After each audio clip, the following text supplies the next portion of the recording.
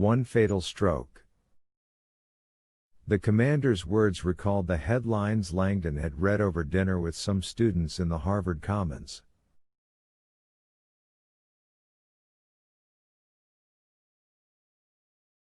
Pope suffers stroke. Dies in sleep. In addition, Olivetti said, the Sistine Chapel is a fortress. Although we don't advertise the fact, the structure is heavily reinforced and can repel any attack short of missiles.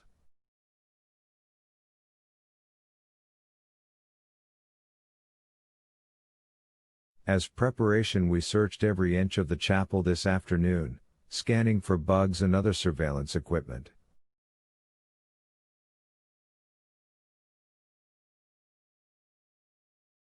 The chapel is clean, a safe haven, and I am confident the antimatter is not inside.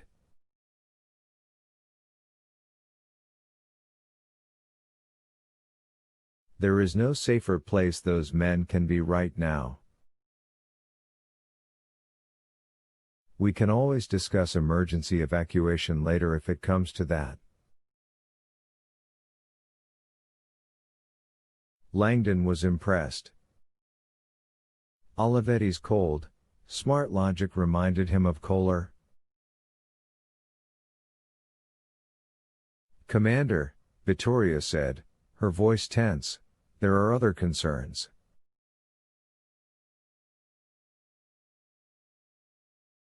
Nobody has ever created this much antimatter.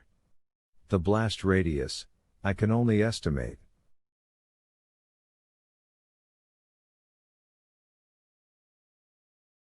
Some of surrounding Rome may be in danger. If the canister is in one of your central buildings or underground, the effect outside these walls may be minimal, but if the canister is near the perimeter, in this building for example. She glanced warily out the window at the crowd in St. Peter's Square.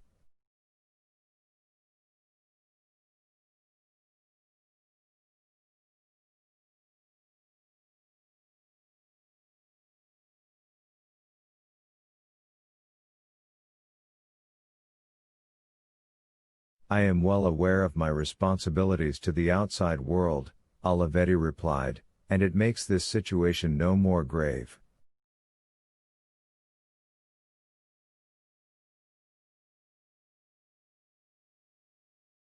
The protection of this sanctuary has been my sole charge for over 2 decades.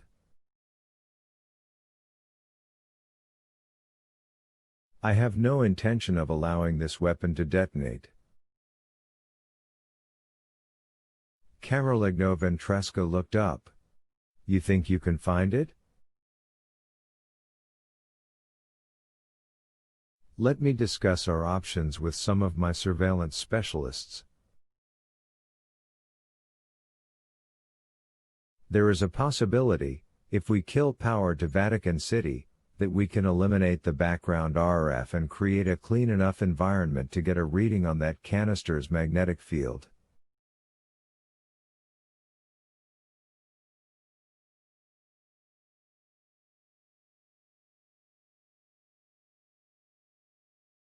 Vittoria looked surprised, and then impressed. You want to black out Vatican City?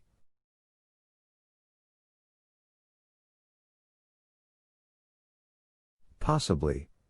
I don't yet know if it's possible, but it is one option I want to explore.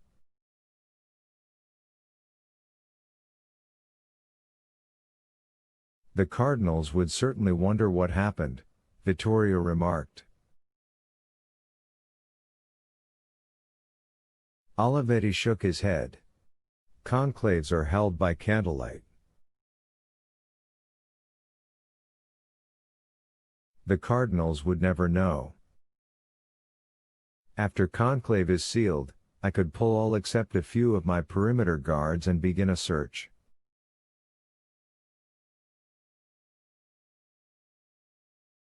A 100 men could cover a lot of ground in 5 hours.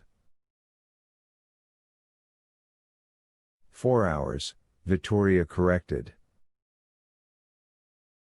I need to fly the canister back to CERN. Detonation is unavoidable without recharging the batteries? There's no way to recharge here? Vittoria shook her head.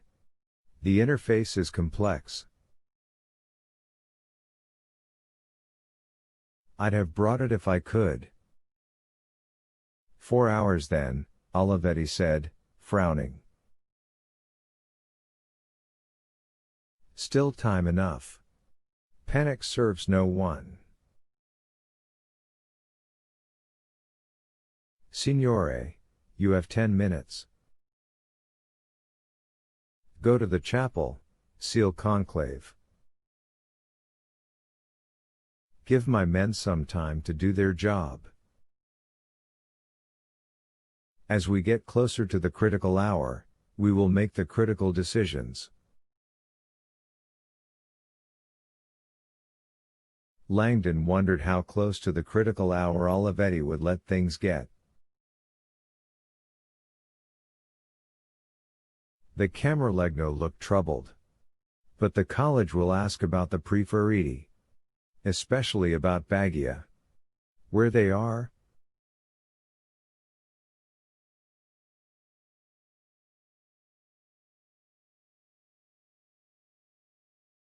Then you will have to think of something, Signore.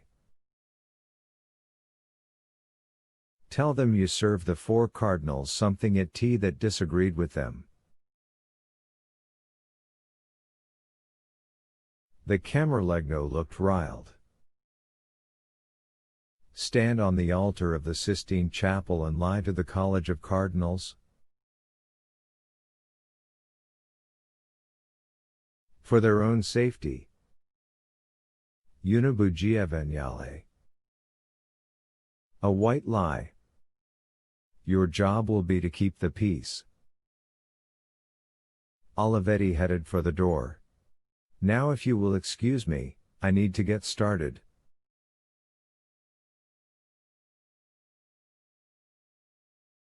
Comandante, the Camerlegno urged, we cannot simply turn our backs on missing cardinals.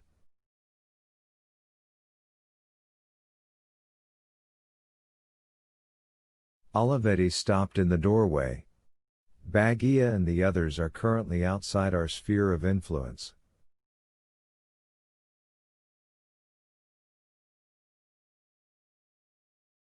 We must let them go. For the good of the whole.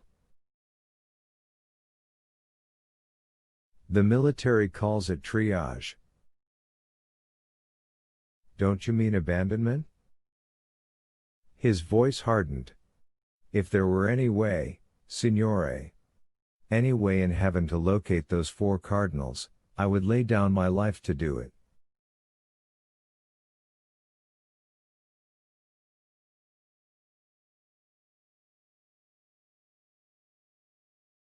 And yet, he pointed across the room at the window where the early evening sun glinted off an endless sea of Roman rooftops.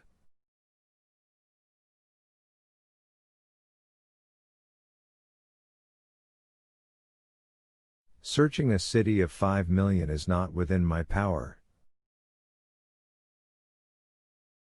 I will not waste precious time to appease my conscience in a futile exercise.